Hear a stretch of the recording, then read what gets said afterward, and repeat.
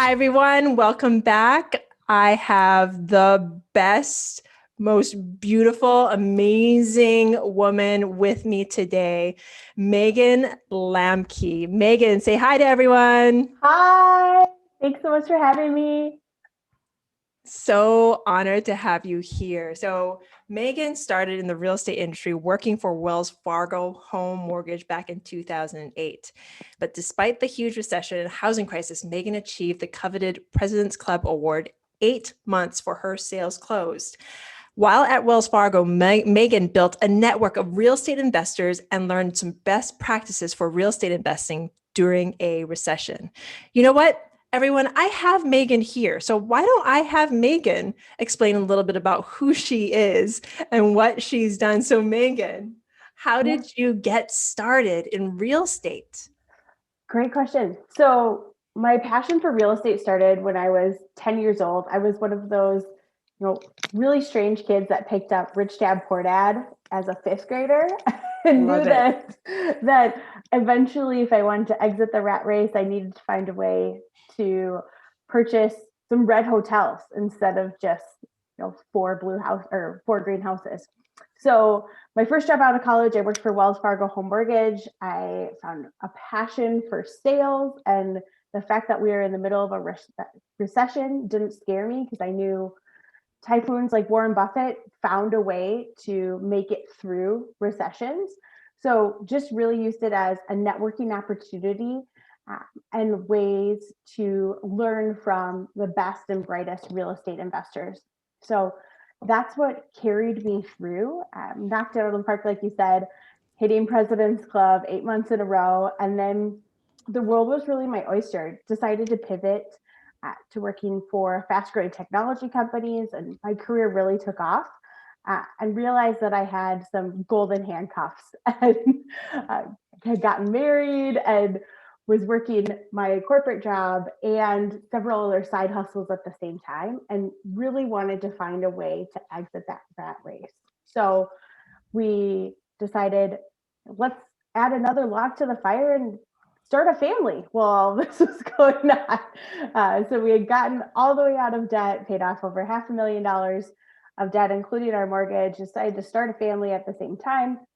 And then when that happened, all of these passions of wanting to leave the rat race and be a mom that can control her own calendar, control her own time, choose to be involved as a parent came flooding back. And so my husband and I crafted a plan to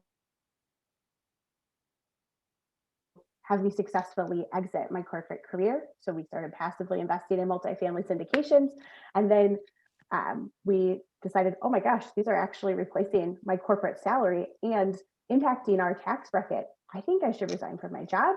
So I did, became a full-time syndicator, and now this is my job and I love it. And we've been able to make a difference, and I get to spend as much time as I want with my daughter. And it's just absolutely phenomenal to have Boom. gone on this journey.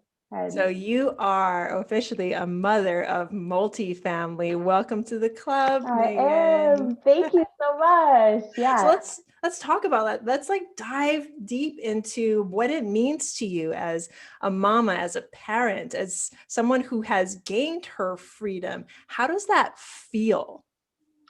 It feels like, to be completely honest, sometimes it feels like an island until I started hearing from women like you, Pili, that there are other moms out there who have control of your time. And I just felt like I didn't fit in with the working moms who are working 40, 60, 70, 80 hours a week and never get to see their kids, and the stay at home mom. And, everybody can mom their own way. But for me, I have so much drive that for me to be a stay-at-home mom and not have a career or an outlet of impact, I knew I needed something else to fill that void. So multifamily fits perfectly into that, especially during things like a global pandemic. I found out how to be really efficient and crunch my whole business into nap time. Love and, that. and automate everything. And I joke with my coach about I had to literally go through and delegate, eliminate, automate and elevate every single element of my business so that I stop doing 95 to 98% of all of the business operations and handed the rest off to virtual assistants and process. Yeah, I want you to stop right there. Yeah. I want you to say those 4 words again, because I think this is Yeah. key for everyone, no matter if you're a mama, a parent, single. This is something you got to be doing now. Sure. So the 4 words are you need to eliminate, delegate, automate, and elevate. And so what that means is go through all of your tasks, everything that you're doing as a mother, as someone who's managing a household, as someone who's running a business. Write down all of those things and decide, is this the highest use of my time? Am I getting paid the most money to do this, or could I eliminate this? So for me, some of those tasks that I eliminated were scrolling on social media, binge watching Netflix. Like, don't get me wrong, I still love me some Burgerton, but I stopped doing all of those things that were eating up my time. And then I found a way to automate all of the rest of the tasks, or the majority of the tasks that were running my business. And when I automated those, I used various pieces of technology to collaborate together. And for everything that was left, I chose to delegate. So what that looked like, and what I've helped other moms find, is you don't have to be the person to wash, dry, fold, and put away all of your laundry. Like, you can hire someone to help you with those things.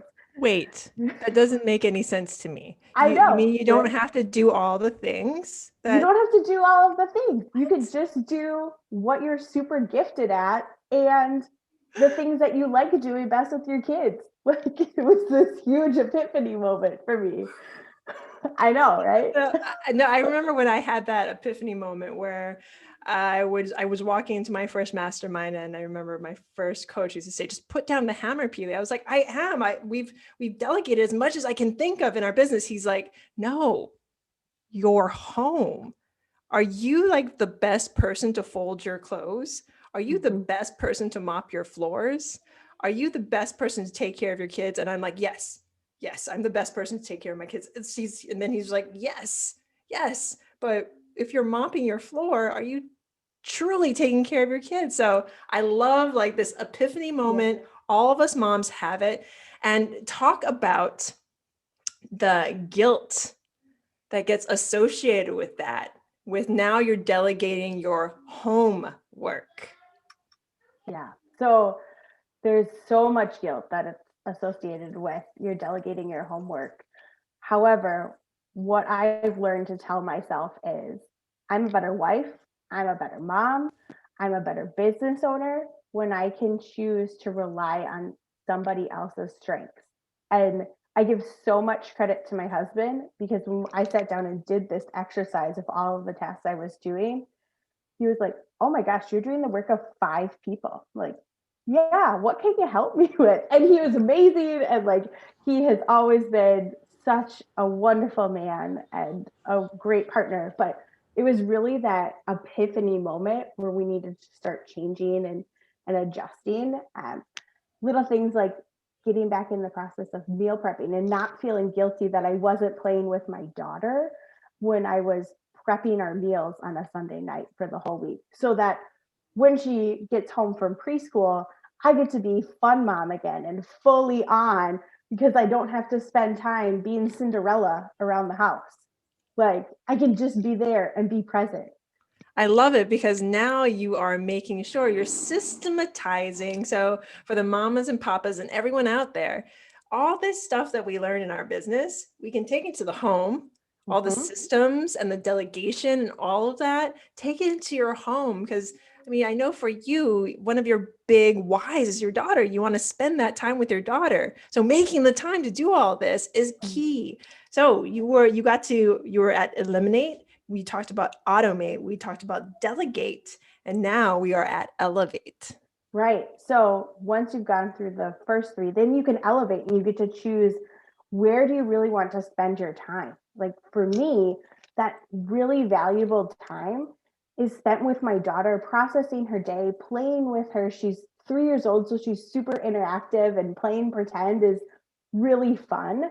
And if I don't have that 1 hour of playing pretend, I can't get that 10 minutes of really good parenting time. So I need to make sure that I'm putting in the time so that it'll impact her for years to come. That mom took the time to spend an hour playing Magna-Tiles with me, and then 10 minutes to teach me some sort of important parenting lesson about sharing or compromise, or we did this activity together and painted, and then mom had to take me to a closing and I learned how mommy made money.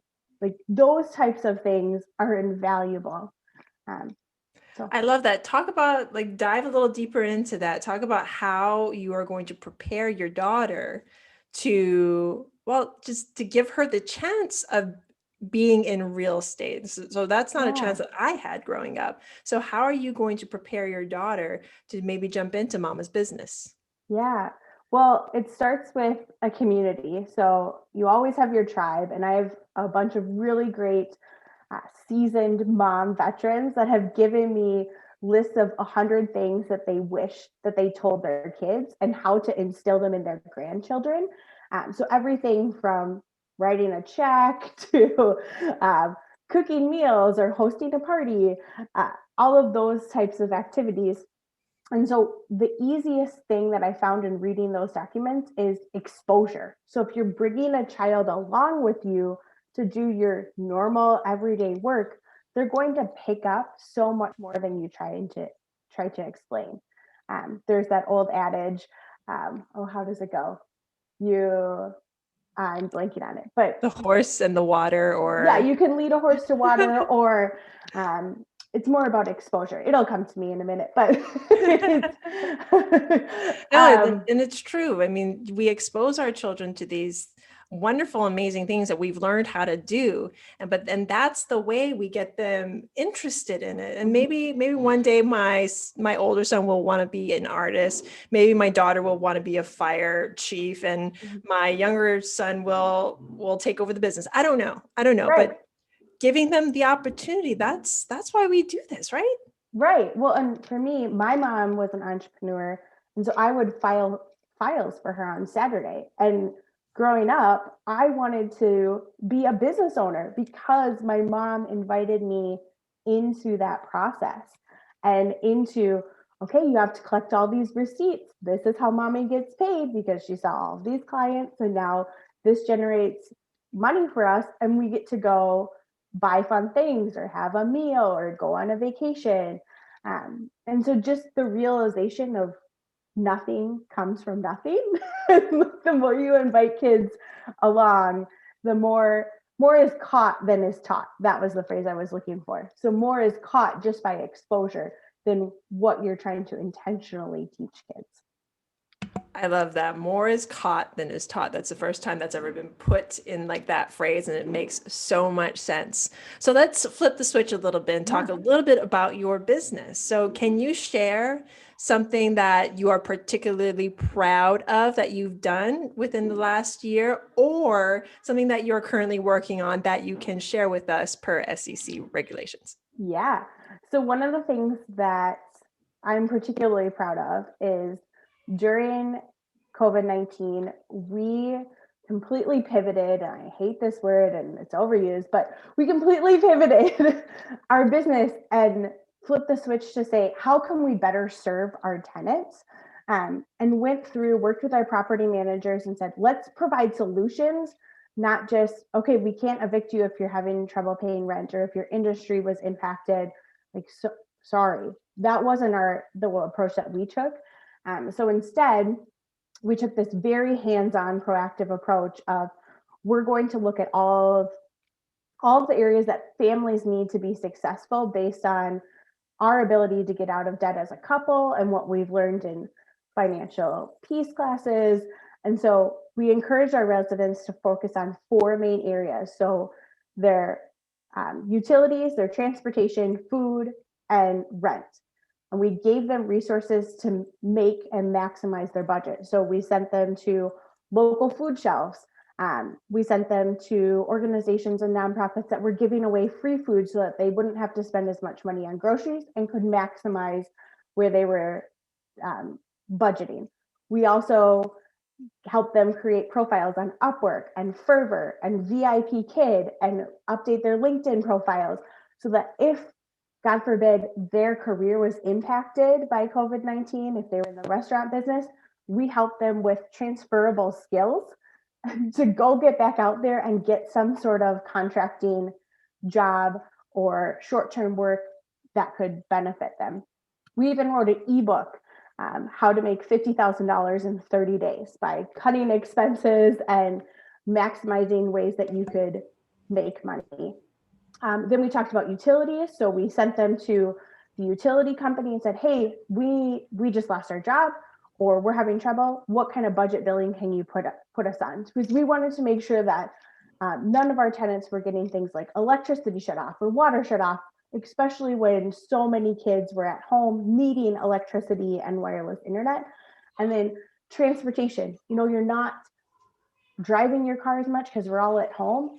Do you want to look into alternative things like leasing out your car, selling your car, offering your car up as a ride share for people who absolutely need it? So we put all of these ideas in this ebook and sent it out to our clients, or sent it out to our tenants, and then had our tenants also receive a gift card for paying rent in full on time at the first of the month. And then we said, anybody who it continues to do this, we're going to give you Dave Ramsey's Financial Peace University and Ramsey Plus for a full year. And so 99% of our tenants took us up on that.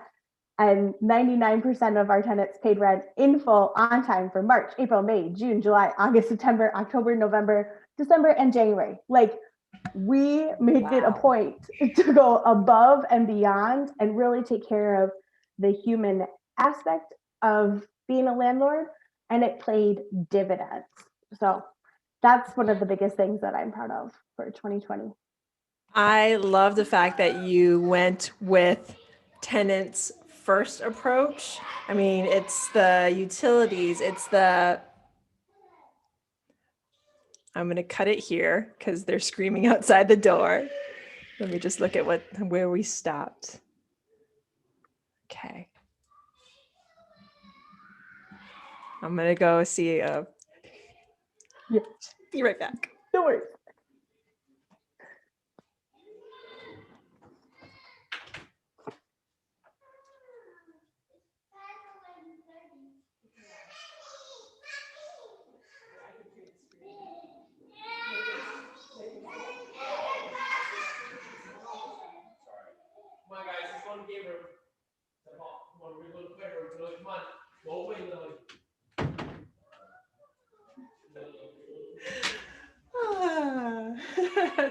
Mom life.